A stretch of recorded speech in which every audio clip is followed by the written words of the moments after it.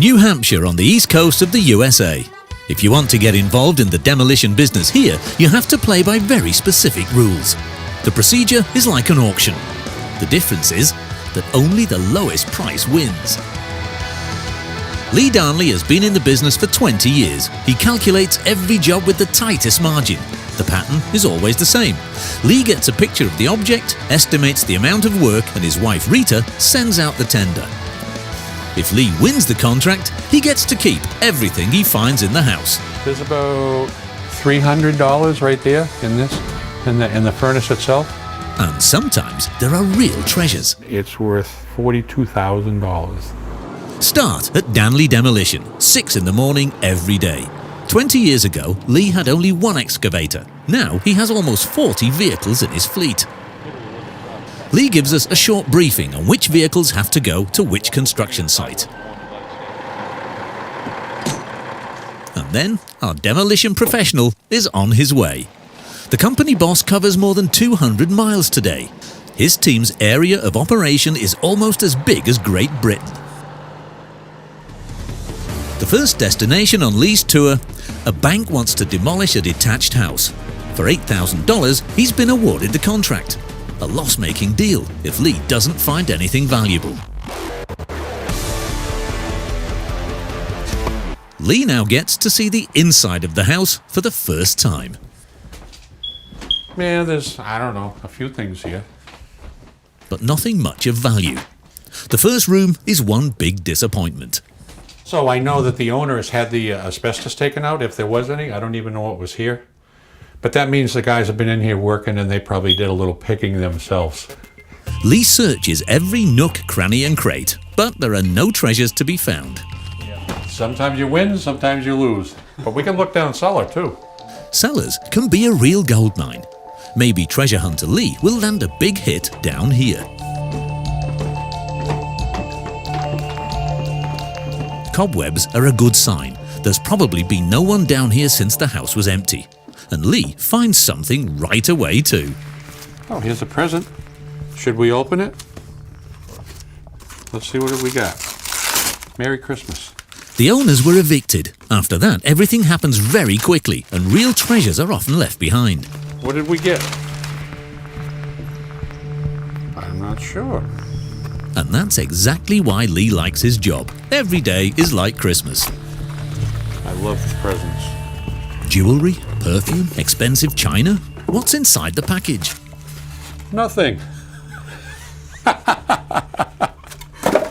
That's what we got. Nothing.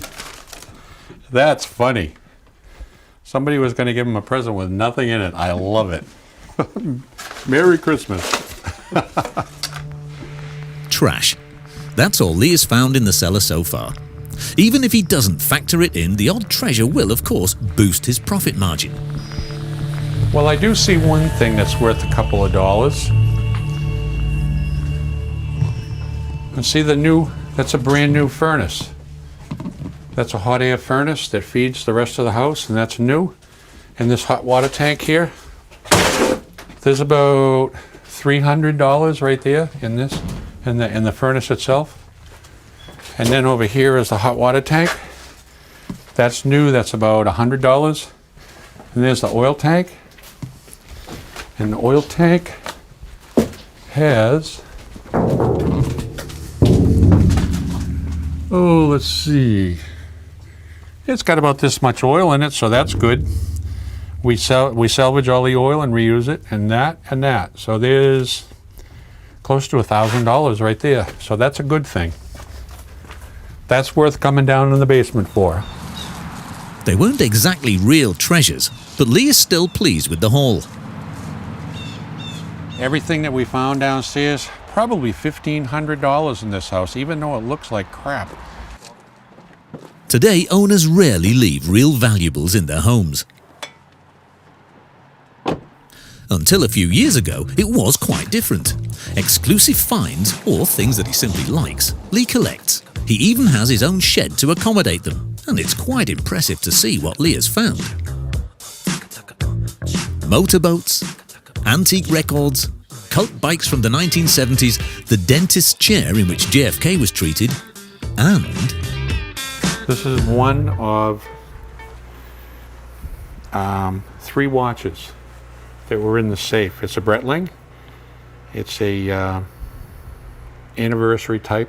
It's 5.5 carat diamonds and 24 karat gold, and it's worth $42,000. I don't know what happened. They left 3 of them behind, and they said everything there is yours for salvage rights.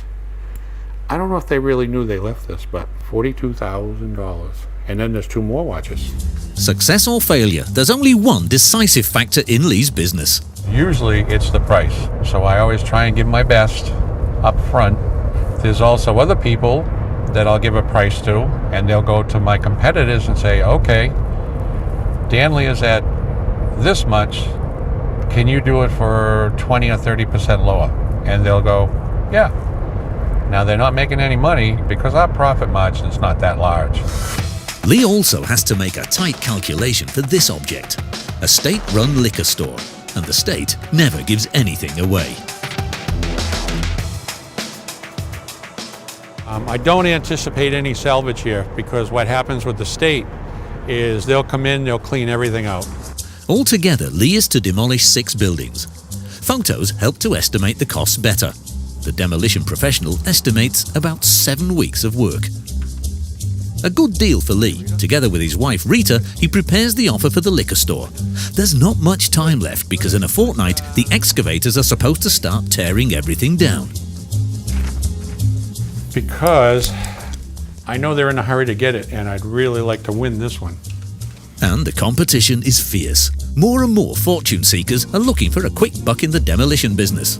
Lee goes to rock bottom, $160,000 for demolition. Rita sends the offer to the client by email. Now it's time to keep their fingers crossed, because there is no second chance. Oh, that'd be great. Lee makes really big money with this shopping centre. Actually, his boys were only supposed to prepare a car park, but after a fire, almost the entire building has got to go. Everything that fell victim to the flames is removed by Lee's demolition squad, but his boys have to leave the rest undamaged. This makes it a tricky task because if anything gets broken that shouldn't be, Lee has to pay for it. What we're going to do is we're going to cut that roof and take this away and leave that wall because that's another building. This wall is coming down. Before that, Lee goes on a treasure hunt.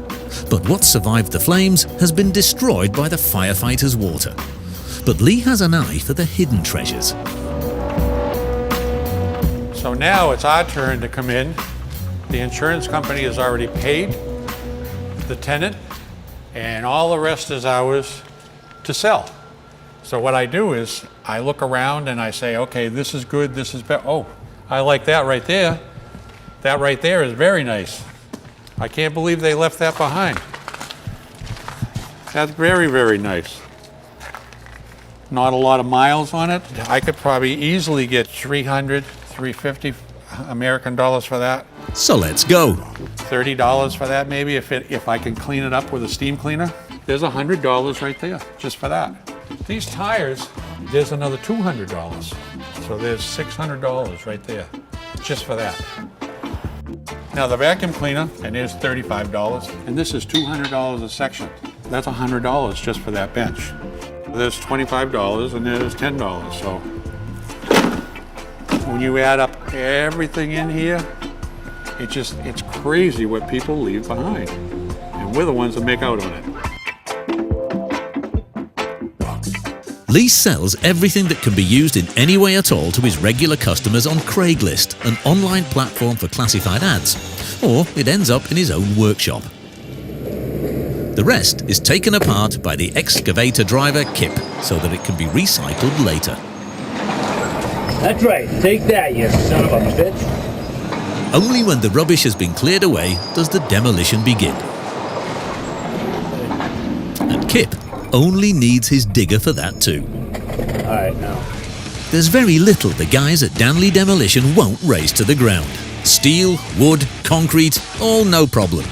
Only buildings higher than 6 stories are off limits. The reason is simple. Machinery and insurance are too expensive for buildings that high. This 100-year-old hotel fits Lee's profile perfectly. In the 60s and 70s, it was the top address for skiers in New Hampshire. The old hotel is being replaced by a modern wellness temple. Lee goes to see what treasures it still holds. As you can see, so a lot of times when we take this down, people buy the stones for stone walls and to rebuild old walls that need rebuilding.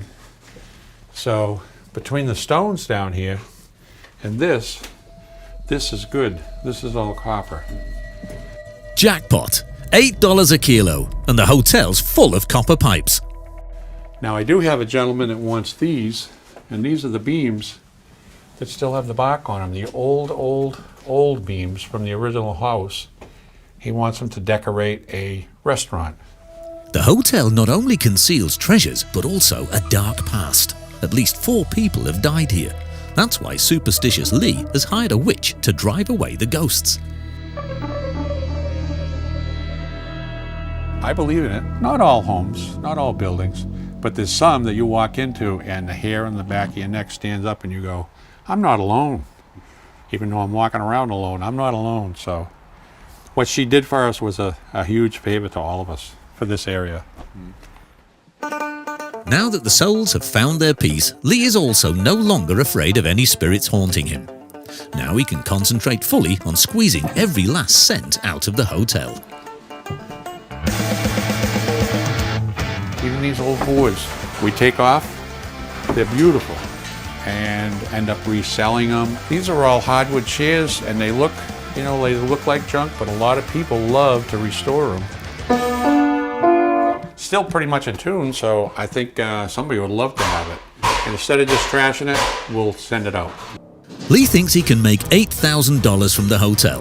What he can't make money from, he gives away. These boards here, what we'll end up doing is taking them up and they get reused, and usually what happens is they flip them over to the other side and they look like new, and you can't buy them that wide anymore, so a lot of people love to have them. Meanwhile, there's hardly anything left of the shopping centre. It actually only takes a few days for the demolition itself, but most of the time goes into recycling. Lee has to separate construction waste, iron, copper, steel and aluminium. The more precisely he sorts the materials, the greater his profit.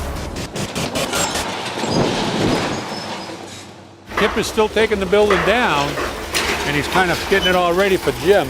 And now this is all the masonry.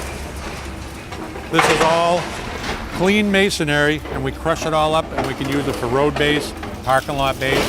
This is the heavy metal. This is the real heavy stuff. That's called number 1. That's the good stuff, the heavy number 1.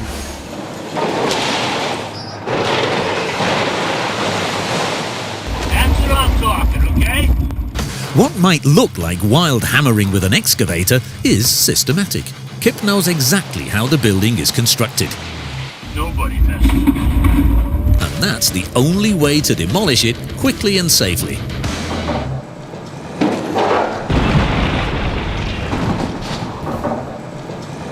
The final wall. The boys from Danley Demolition have finished the job. But most importantly, the building next door is completely undamaged. Good. It's over. Good. It's done. That's it. Now all we gotta do is clean it up.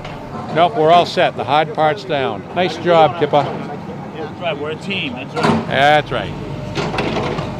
On to the next one. That's right. Now, all the demolition pros have to do is clean up the mess on the rubble heap. 24 hours later, the construction of the new building begins.